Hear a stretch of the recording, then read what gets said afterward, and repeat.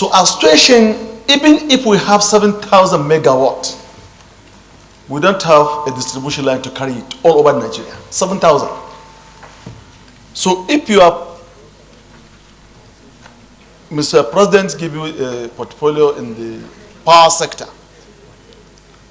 what do you intend to do to balance between what we are going to have as increment towards the reserve knowledge in the issue of generation and distribution?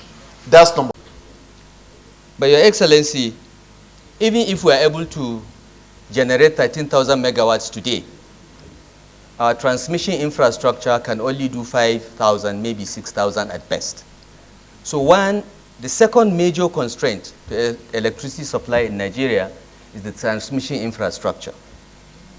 We need to close the loop in our transmission system so that the 13 system collapses we had in 2022 are not repeated again in our history.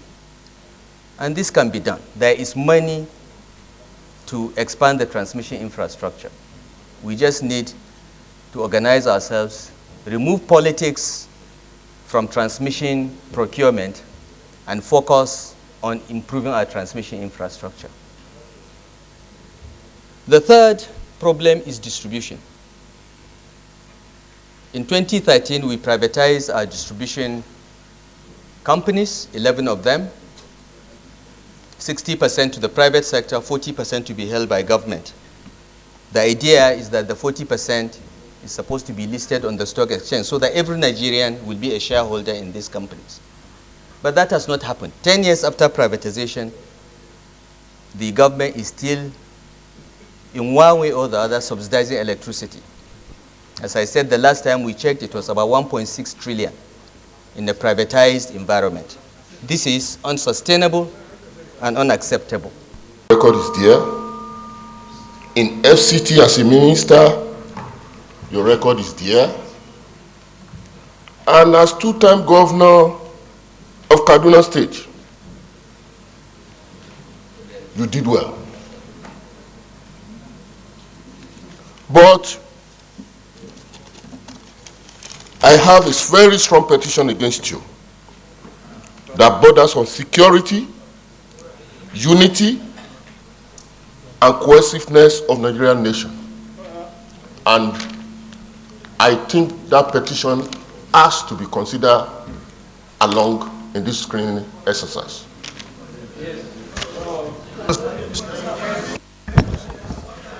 Senator Musa.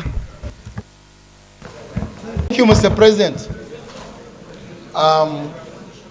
As said by previous speakers, El-Rufai is well known to all of us, Nigerians, and in fact to international community.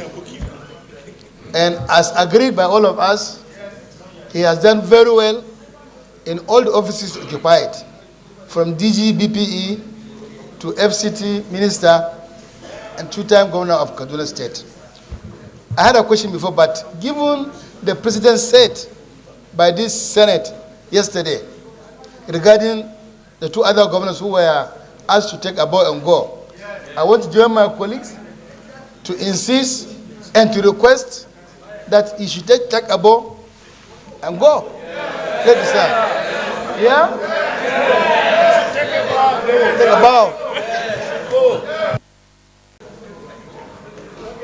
Everybody here will attest to the credibility of the nominee when it comes to performance in every assignment he has undertaken for this country.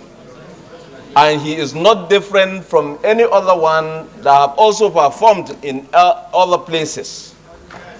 There were two governors that have been here for screening, and there was a precedent, and that precedent, as a convention in chambers like this, must be sustained. And as such, I want to propose that El-Rufai should take his bow and go.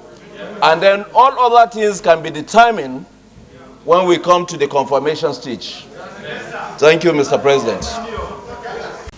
As regards the state of the economy, let us remember where we have come from. In 1990, the wealth, the income per capita, the GDP per capita of Nigeria was higher than that of China.